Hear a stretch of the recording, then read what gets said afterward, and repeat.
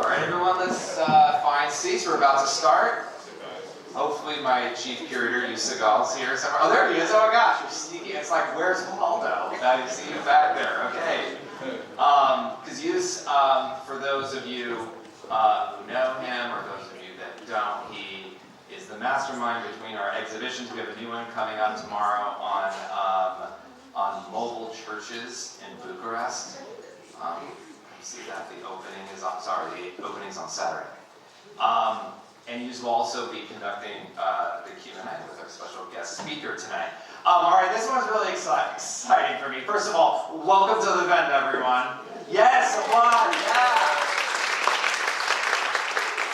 On Thursday night, it's great to see you here. Don't forget, after this, we're going to have some wine together in the garden, a little reception.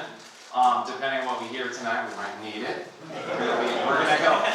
So the thing is, I know him. We go back 25 years, maybe even more than that. We were at Oxford together at St. Anthony's, and Ibrahim Al-Marashi became a legend even amongst us students at the time, because he started in 2000, I started in 2001. And not long after that, we became fast friends, mostly at the late bar, which is where a lot of the good socializing happened at, which was amazing to me that you could get like a bottle of wine for £1. I don't know what they were trying to encourage there, but obviously with us it worked. Because over many glasses of red wine, we became good friends. Ibrahim was, and is a specialist in the Middle East. I was a Russianist, but we still somehow, the Sharks and the Jets, we all got along. And one of the most extraordinary things was, and he'll talk a little bit about this, but it's such a profound memory in my mind, because in the lead up to the Iraq War, there was a dossier, which then infamously became known as the Dodgy dossier, which MI6 and others under the Blair leadership, when he was PM, used it as the justification to go to war. And then there was a news story I remember reading one day. They're like, it's been plagiarized from some student's dissertation, and it turns out this student was him. And I was like, this is wild. And I think around that time, or maybe not long after that, I was subletting your apartment, your flat. And I remember you got out of Dodge, as you should. And I was like, should I be here? I don't know what's going to happen. They're going to find out where you live. And they were trying to find him. The newspaper said he was at Harvard. And I'm like, no, I'm in his flat right now. So he became a legend, and he'll talk a little bit about that. I'm just thrilled for the opportunity to be together with a brilliant friend and mastermind and scholar, as you'll see. It's been a journey. We've stayed in touch over the years, and now we reconnected maybe about a year ago, and we were thinking about something we can do together. And it didn't take long for the world to keep doing what it's done in the last year, which has gotten crazy. So we talked about doing something on Venezuela, which I was actually down very close to there when all that happened and the bomb started, and I got stuck in the Caribbean. I know there could be worse things, but I was stuck there for about a week, and we were like, okay, we should do something on that. And then lo and behold, it was Iran, and then Cuba. But this will be focused on Iran tonight, which we're going to hear about. I'm thrilled that we can do this in conjunction with the Luskin Public History program here at the Venda, which makes this all possible. And also, this is going to be recorded, so special shout out to our friends at the Pritzker Military Museum and Library in Kenosha, Wisconsin. Hi out there, you guys. So without further ado, I want to introduce my friend, Ibrahim Al-Marashi. Come on, Ibrahim. Thank you so much. Thanks for having me. Well, first of all, I want to thank Justin for having me. I want to thank the museum, and most of all, I want to thank the graphic designer who designed this, because I couldn't have asked, without even communicating with him or her, I couldn't have asked for a better image that communicates the theme of today's lecture. Today, I'm talking about a matter that you can't get from the headlines. It is what has been left behind from the past in terms of primary sources and artifacts that can inform us in the present, but also what are the stories and memories that can also inform the current conflict. Okay? And so without further ado, I've been preparing this lecture since January, since the events in Venezuela, and current events always forced me to modify this lecture. I'm finally relieved to give it, because now, hopefully what I'll do, of course, I don't have the time to go through all the slides. I designed the slides as more of a kind of a virtual museum that I'm going to give over to the vendor, and that hopefully through a link you could get access to them. It's a curated collection of primary sources. Something I would maybe deliver to a faculty, a history seminar, that today you are all welcome to my classroom. You're all my students. I promise there's no exam. But to begin our story, and just to see where I'm going with this, I would begin with about the year, let's just say 1000, and just to tell you where I was before flying here, I was in Florence at one of the palaces run by the Medici family. And if you're unfamiliar with the Medici family, it was a banking family that made a fortune off a papal monopoly on importing alum, the color used for, the material used for generating the color red.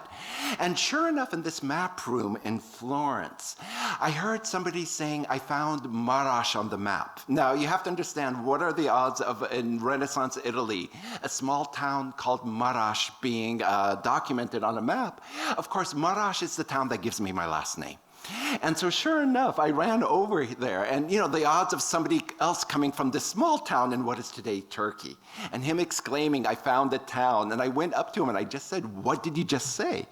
And he was probably wondering, who is this, strange guy asking him about what he just said? But when he showed me that map, sure enough, there is Marashi on the border of the Euphrates in Upper Mesopotamia. It's where I get my last name. And just given our geographical setting, when my family settled there, it was a town inhabited by a large Armenian population. And probably my family left there during the first wave of Turkic migrations. The Seljuks, we're talking about 1087 if I gave you an exact date. And after 1087, my family moved to what is today Iran. And if you see there, that's my last name. We were a small dynasty on the Caspian Sea. We were the original Prince Caspian before Narnia made it famous. I wish they stayed there. I think they would have had a monopoly on the caviar industry, because of course that's where the best caviar comes from. But we were a small statelet, a princely dynasty that was an anomaly on the Iranian plateau, because most of the ruling families were of Turkic origin, such as the Akoyunlu.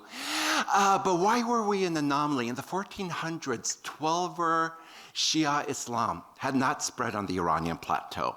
By 1500s, Iran would adopt Twelver Shiism, the dominant faith of the plateau today. But back then, it was a small faith practiced by my family. Sure enough, if you look at this really aggressive guy named Timur right next door, of course, he would invade us. We would lose our princely state on the Caspian. But sure enough, I show you the shrine where my great ancestor is buried. And it is a bit surreal to have both living family in Iran, but also worry about the family that's deceased and the fate of the historical monuments in Iran that are trying to withstand the bombardment. But this is one of them on the Caspian Sea. By the 1500s, a dynasty known as the Safavids took over in Iran. And of course, my family intermarried with the Safavids, and here is my great illustrious ancestor, a queen, being strangled. Fortunately, she had some kids, otherwise I don't think I would be here. Okay. This was in 1579. Yes, she was strangled, court intrigue, Game of Thrones type of stuff. And then just around this time, one of my other great ancestors migrated to the Mughal court in India, so based in Agra. And you have to realize, in the Mughal court, how could one of my ancestors migrate from Iran and join the court in India? The court language in Mughal India, in Agra, was Persian as well. So of course he would have been a judge writing in Arabic. His Supreme Court rulings, if you will, would have been written in Arabic, but he would have spoken in Persian along with the king of Iran, of India, what it was. And sure enough, I don't know what happens with my family. He too got strangled.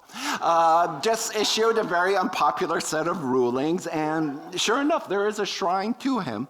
If you look in Arabic, my family eventually migrated to Shushtar, which is on the border of Iraq and Iran. And this is me visiting the shrine of my great ancestor.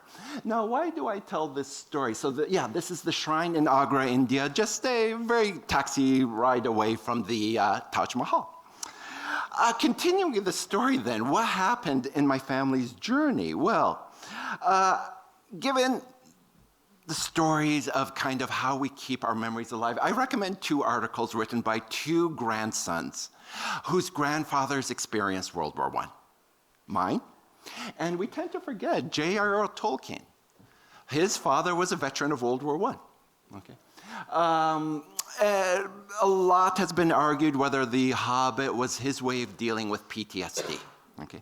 So I'm going to tell you about two stories, two veterans of World War I. This was back in 2014. I had written an article about what's happening in Iraq, because in 2014, it's a group called ISIS emerged, the Islamic State, and to talk about, particularly in a museum, an entity that did so much to destroy Iraq's heritage. No group like ISIS conducted a culture side like this terrorist group. But for one brief day, you probably understand this is what we would call academic flexing, if you will. For one brief day, I had more hits than Noam Chomsky. If you know who Noam Chomsky is, you understand why.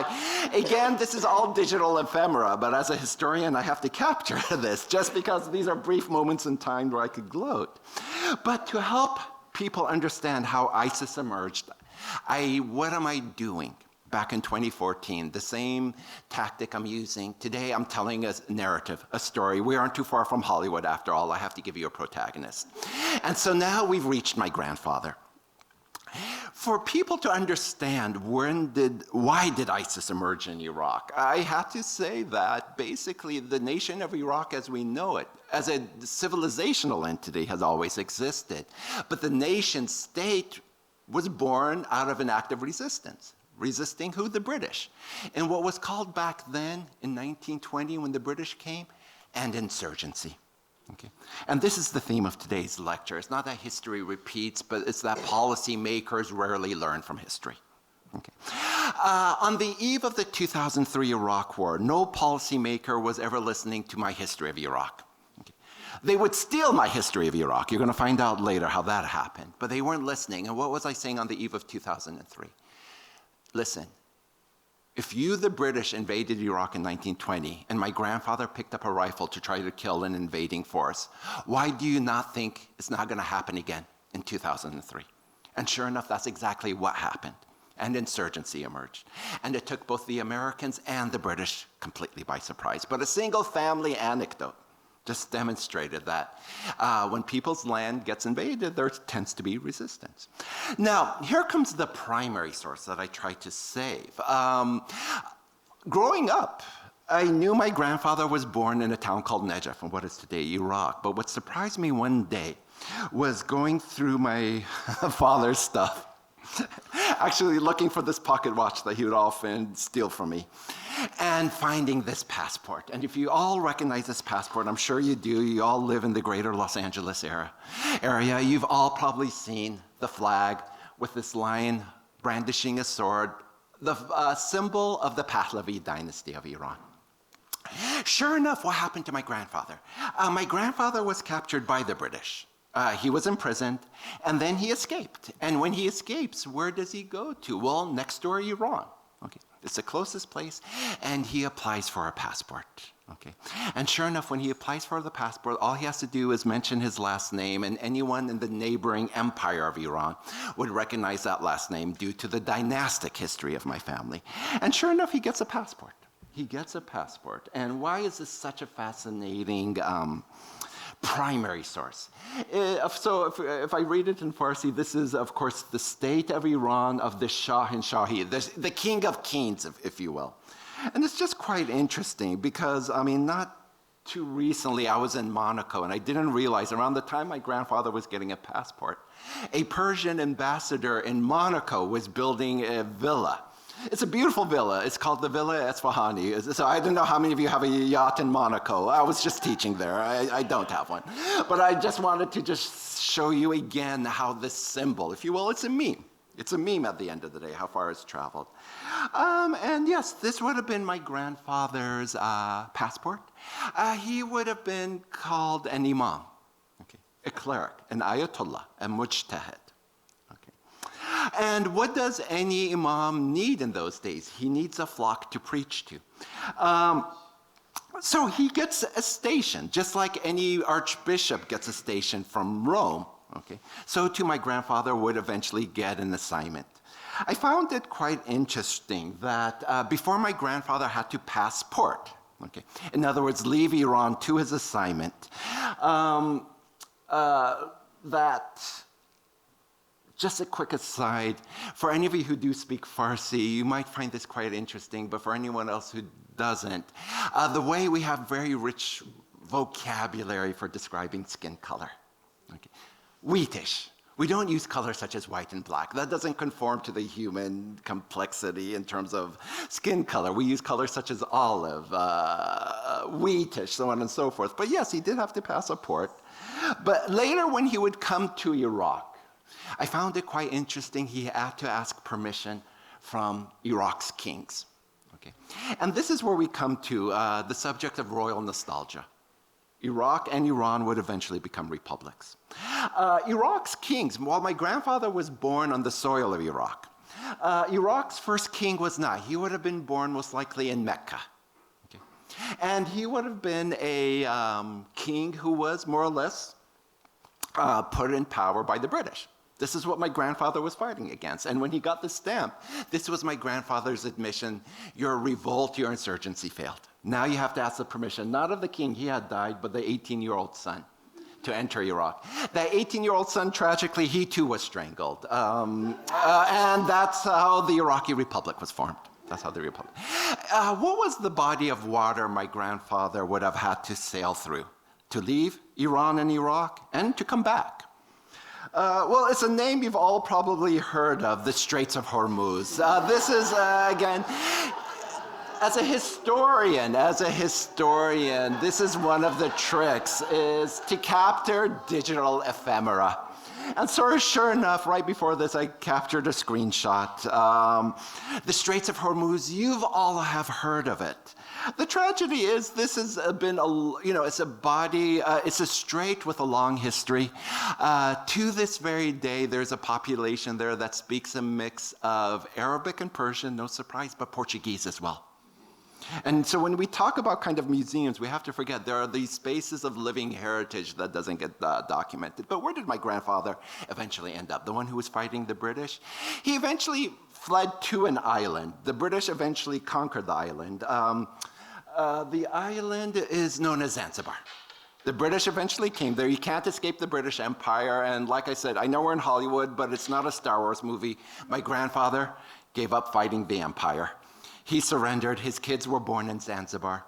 And why do I tell the story of this? Because again, what does a museum do? It seeks to collect primary sources. My father's family did not have a camera, but sure enough, my father's neighbor did.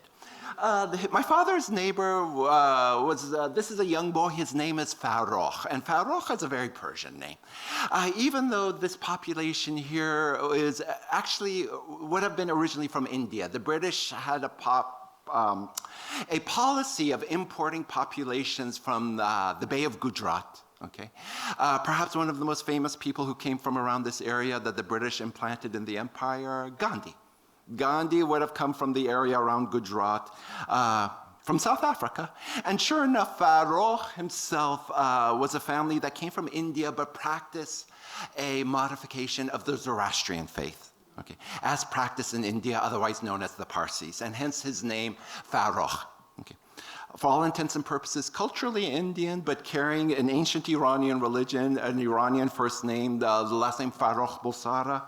Of course, Farokh grew up, okay? And then what happens when empires collapse? Both Farokh and my father had to go to the UK. They had to go to the UK in the face of a nationalist uprising that basically said anyone who's not African more or less has to leave the island. Both Farokh and my father ended up in the United Kingdom. Of course, Farokh moved to the UK and changed his name from the very hard Persian-sounding name of Farokh to Freddie Mercury. And that's the story of Freddie Mercury. Yeah, that's how he ended up in the UK. Now, what did my father end up doing when he moved to the UK? He played bass for Queen.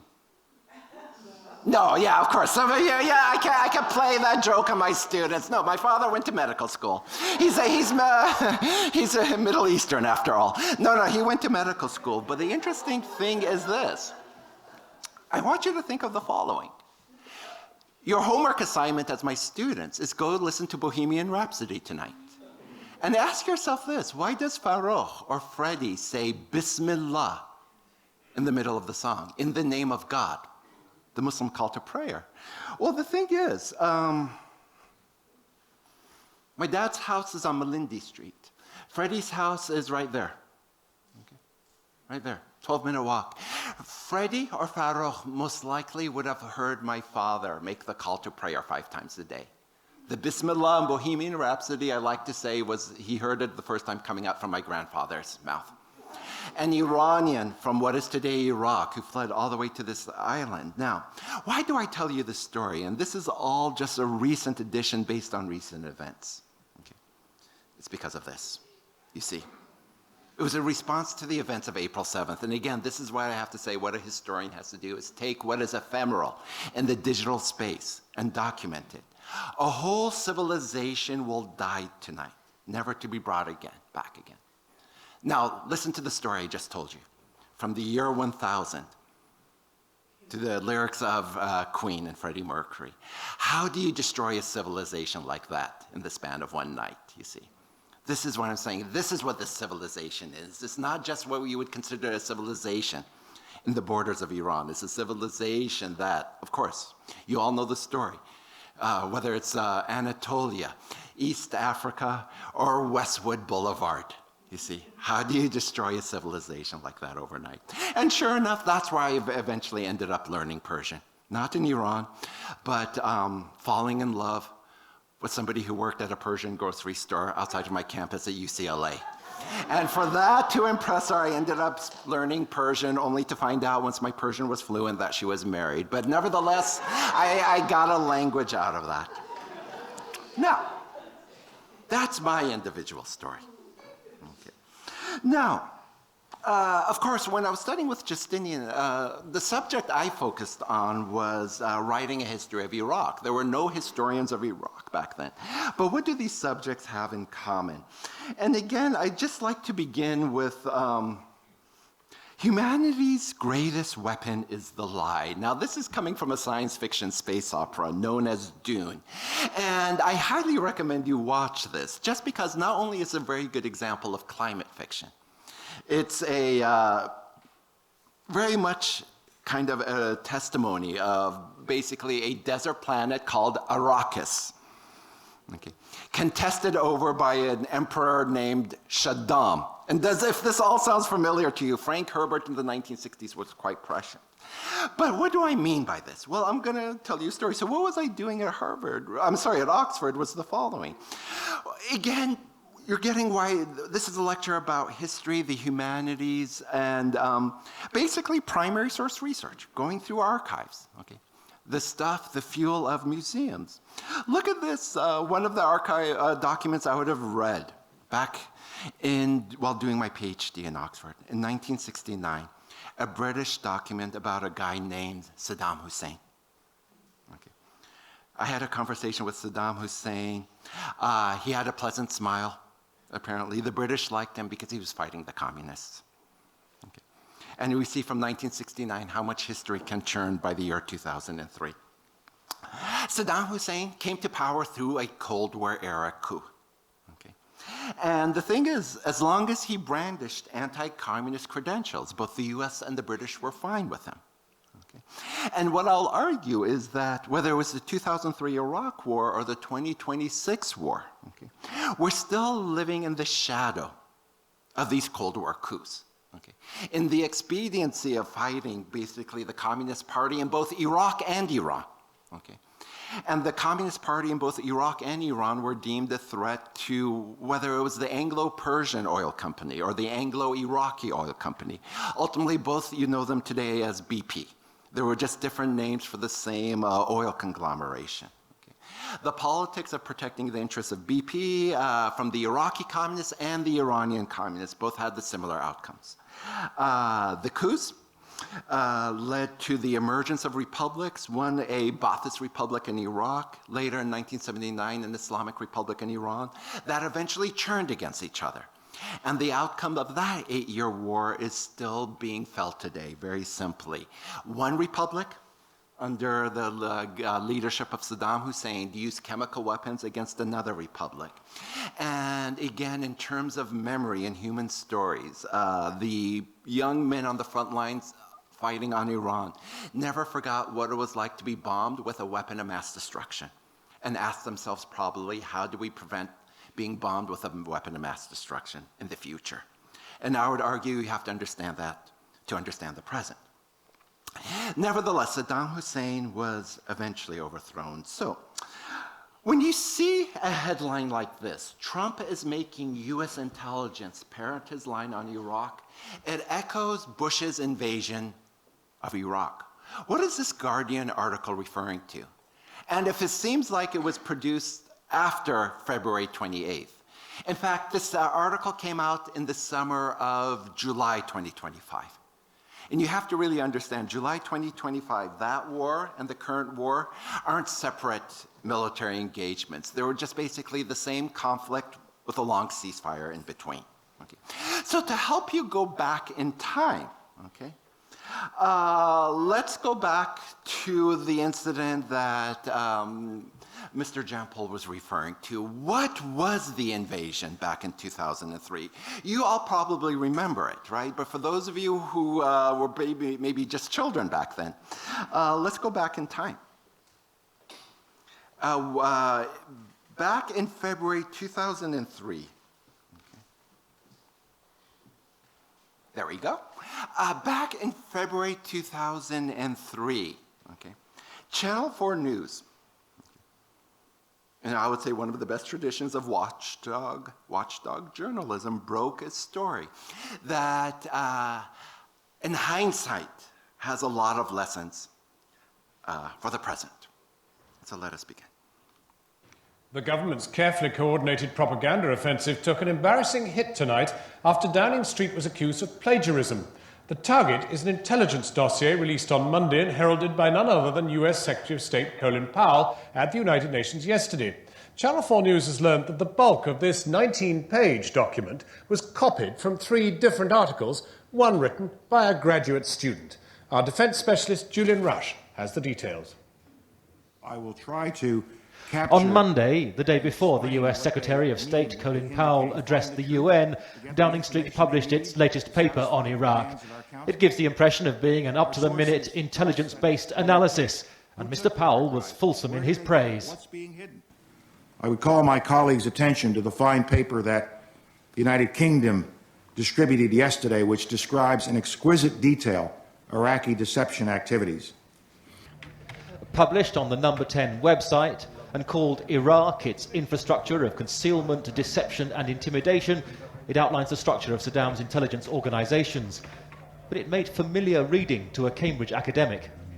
Many of the words and phrases that it used I recalled from another context. So I searched around the other articles that I'd read on Iraq's organisations, its military and security organisations, and realised that large sections of the British government's dossier were actually copied.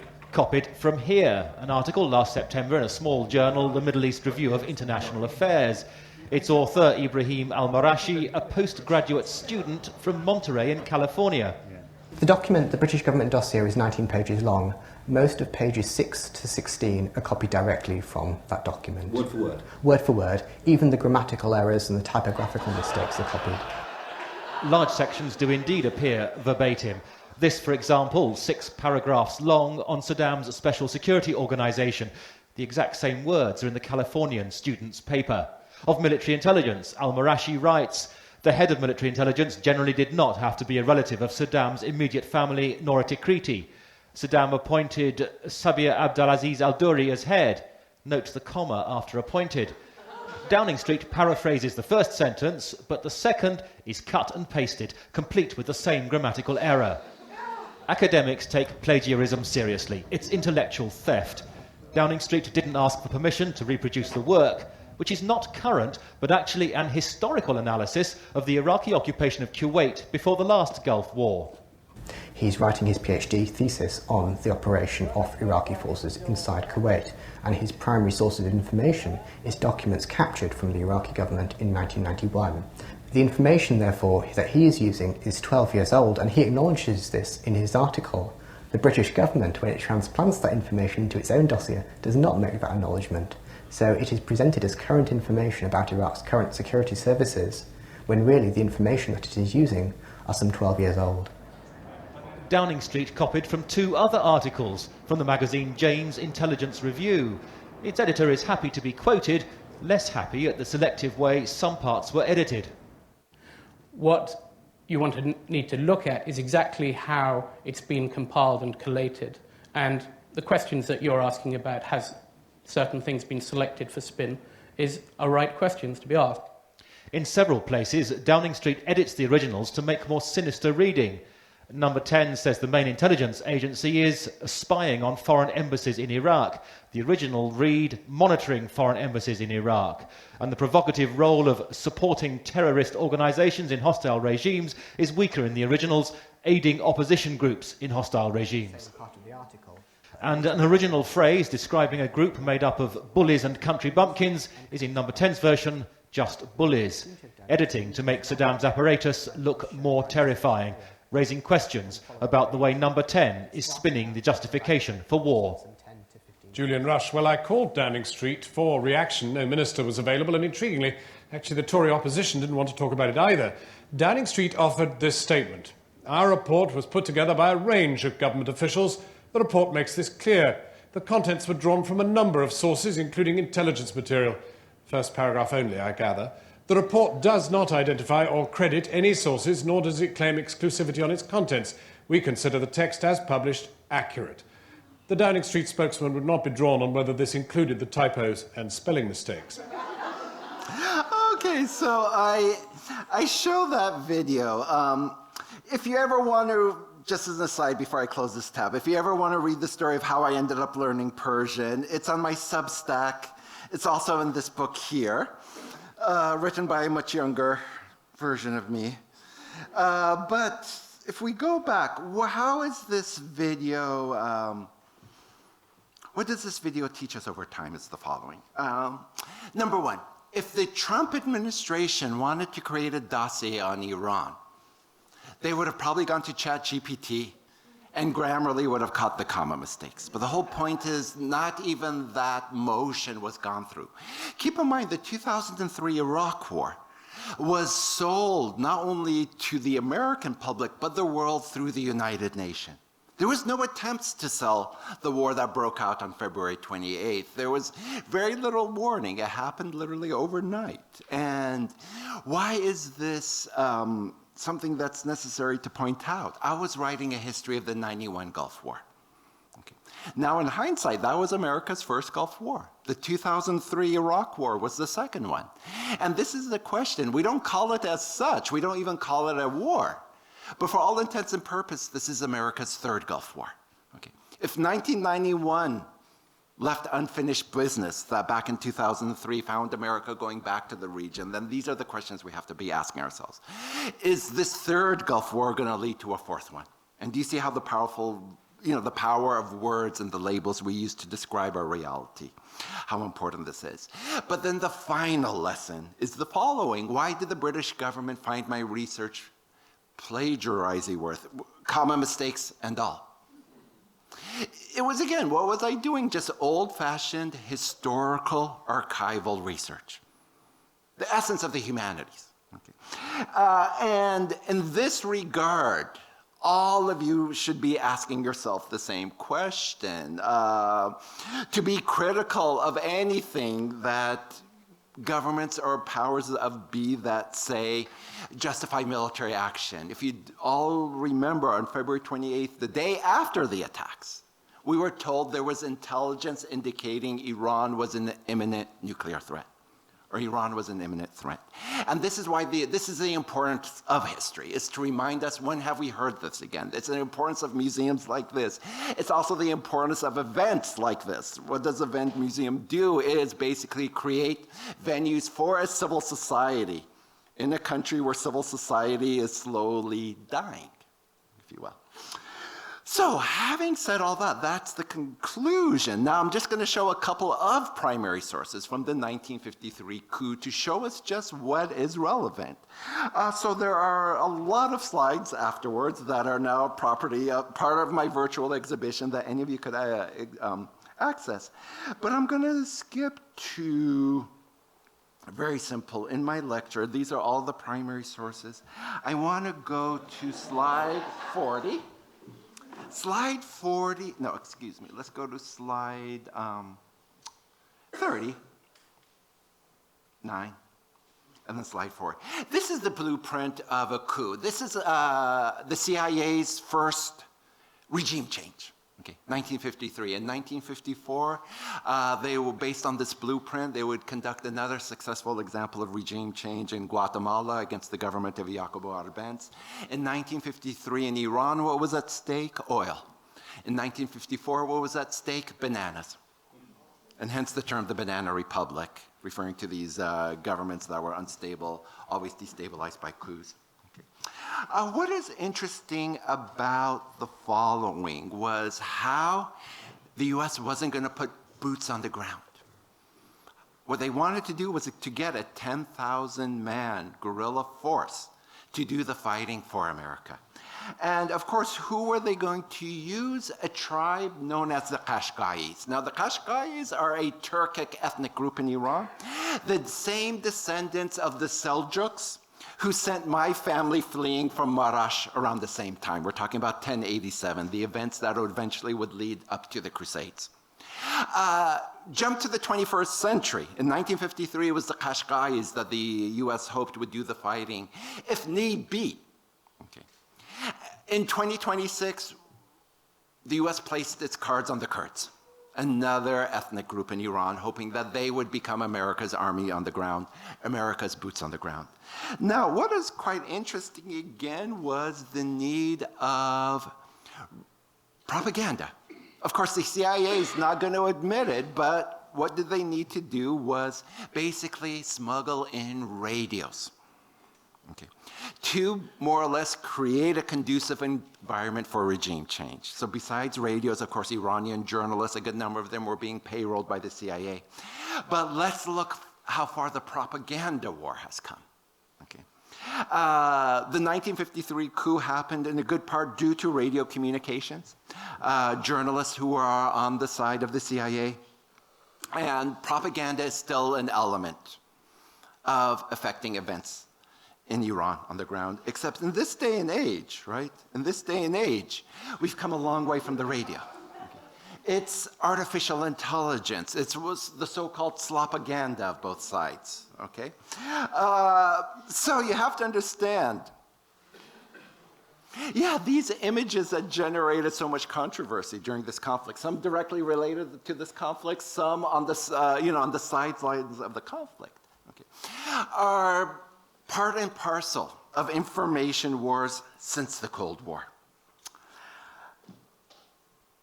Just to conclude, I will show you just one more historical source. Let's not forget, And sometimes, again, this is why history is important, that Iran's drive for nuclear infrastructure predates the Islamic Republic. Okay. So that some of the oldest Iranian nuclear reactors were provided actually by the US. Okay.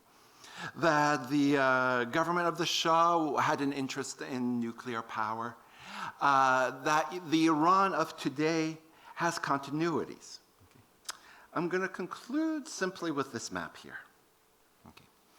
As we go into the Q&A, as we have first of all, the questions by our moderator. And why is a map like this is important? And why do I conclude with a map like this? Remember when my grandfather applied for a passport. What did it say? The Empire of Iran, or the Persian Empire. What were the borders of the Persian Empire around right after World War I? Well, that's the borders. That was the Persian Empire. What is the Islamic Republic of Iran today? The CIA is not going to write the Islamic Republic of Iran. This is a CIA map. Don't worry, I didn't steal it. I'm not going to get you guys in trouble. This is all on the internet. In fact, more people should be downloading maps like this. But you have to understand what was the Empire of Iran after World War I still has the imperial borders. Okay.